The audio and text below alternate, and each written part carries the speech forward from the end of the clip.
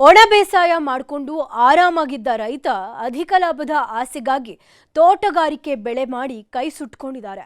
ಬೆಳೆ ಬೆಳೆಯೋಕೆ ಹಾಕಿದ್ದ ಬಂಡವಾಳವೂ ಸಿಗದೆ ರೈತರು ಕಣ್ಣೀರಿಟ್ಟಿದ್ದಾರೆ. ಪಪ್ಪಾಯಿ ಬೆಳೆಗೆ ಬೂದು ರೋಗ ಕಾಟ. ಲಾಭದ ಆಸೆಯಲ್ಲಿದ್ದ ರೈತನ ಕೈ ಸುಟ್ಟ ಪಪ್ಪಾಯ.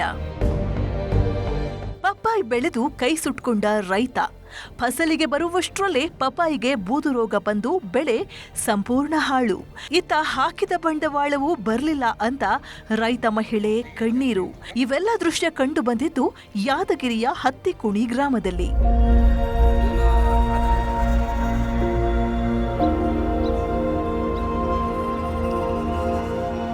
ಹೌದು, ಇದೇ ಗ್ರಾಮದ ರೈತ ಮೌಲಾನಾ ಸಾಬ್ ಒಣ ಬೇಸಾಯ ಮಾಡಿಕೊಂಡು ನೆಮ್ಮದಿ ಜೀವನ ಮಾಡ್ತಾ ಇದ್ರು.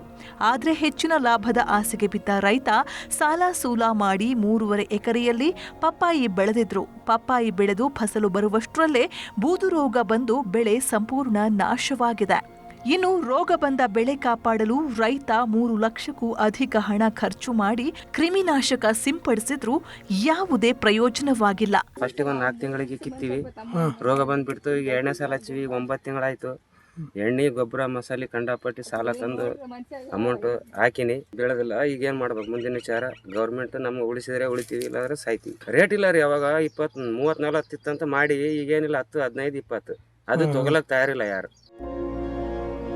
ಉತ್ತಮ ಬೆಳೆ ಬರುತ್ತೆ, ಹೆಚ್ಚಿನ ಲಾಭ ಬರುತ್ತೆ ಅನ್ನೋ ಆಸೆಯಲ್ಲಿದ್ದ ರೈತನಿಗೆ ಪಪ್ಪಾಯಿ ಬೆಳೆ ಕೈ ಕೊಟ್ಟಿದೆ.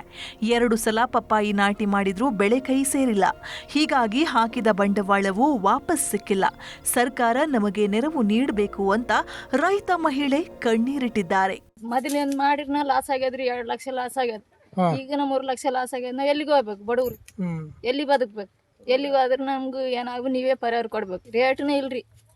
ಎಲ್ಲಟ್ಕೊಂಡ್ರಿ ರಾಸ ಆದ್ರಿ ನಮ್ಗೂ ಎದ್ರಾಗ ಫೈದೆ ಇಲ್ಲ. ಈಗ ಮಗುಗೆ ಸಾಲಿ ಕೊಡ್ಬೇಕಂದ್ರೆ ರೊಕ್ಕ ಇಲ್ಲ, ಬಟ್ಟಿನ ಇಲ್ಲ, ಬುಕ್ನ ಕೊಟ್ಟಿಲ್ಲ, ಎಲ್ಲಿಗೆ ಹೋಗ್ಬೇಕು ನಾವು?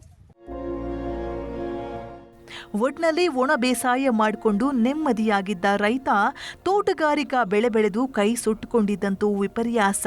ಬೆಳೆ ಕಳೆದುಕೊಂಡಿರೋ ರೈತನಿಗೆ ಇನ್ನಾದ್ರೂ ತೋಟಗಾರಿಕಾ ಇಲಾಖೆ ಸೂಕ್ತ ಪರಿಹಾರ ನೀಡಲಿ ಅನ್ನೋದೇ ನ್ಯೂಸ್ 18 ಕನ್ನಡದ ಆಶಯ.